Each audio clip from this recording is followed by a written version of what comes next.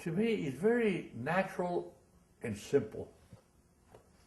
What you're doing is create or actually put into form, into visual form, your imagination about movements and actions. Kind of great. For some reason, I had heard that a fellow named Disney was hiring young artists my age. I was working at that time in a lumber mill, in a lumber yard, and they read in the paper that some guy by the name of Disney was hiring young artists. Now, they knew I was an artist because I told them I was an artist. So they said, there's a guy up called Disney over in Hyperion hiring guys like you, if you're one of them. So I said, I'll check him out. So next morning I went over to Hyperion, and sure enough I ran into this guy. He was there wandering around. Are you the one looking for artists here at the... He said, yeah, I happen to be. Are you an artist? Yes, I said, I'm an artist. So he asked me about my background, which wasn't much. That's what I told him. I said, no, I haven't gone to Chenard or any fancy art school.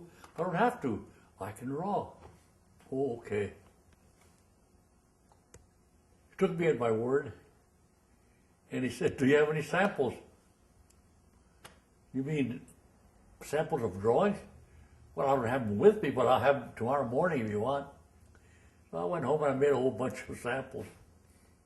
Came back and showed them to him. I said, well, he said, you obviously can draw, but you haven't had much training, have you? What school have you studied at? I said, I haven't studied any school. I just can draw. It ended up by being hired over at Walt Disney. It was just kind of a, what better place to start? I said, this is it. The doors are beginning to open. I'm in the motion picture industry.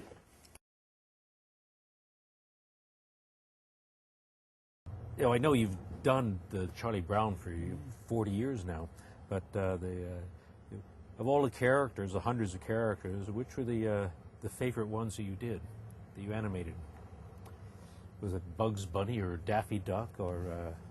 Well, those were the most fun because they were the most cartoony. But it doesn't matter. I think that what's interesting is what we do. And it doesn't matter whether I was at UPA or Disney or Warner Brothers or wherever. It's still the same, the same technique and the same medium. Well, I'll tell you, in a strange fashion, at Disney, he was so proper and so classic. At Warner Brothers, he was like a cartoon studio, very rough and ready and no polish. Just the animation was crude but very honest, very. I really liked it. I thought it was a great. To me, it was a step up. UPA was a very sophisticated, stylized animation studio. They were very conscious at UPA about this being an art form and not just animation, like we over at Warner's and at Disney we used to consider just, No, at UPA was considered an art form and fostered like that. Do you ever get involved in the idea of trying to politicize what you're doing? I know there was problems on the original Charlie Brown, people saying you can't have a religious program in the Charlie Brown Christmas. Yeah. Well, it wasn't. It was just telling the Christmas story. That's right. Well, we've always shied away, of course, from things like that. But in passing, if it's part of the business and part of the story, you have to use it. Mm. And you didn't do any of the those during the war. They had all those propaganda films. You didn't. Oh yes.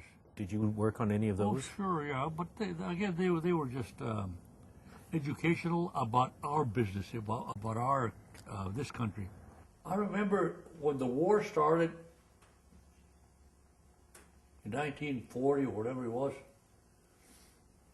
Suddenly we became very important because we started illustrating training films. We could do it in a way that they couldn't do it by photographing guys doing it. What we do is instinctively caricature.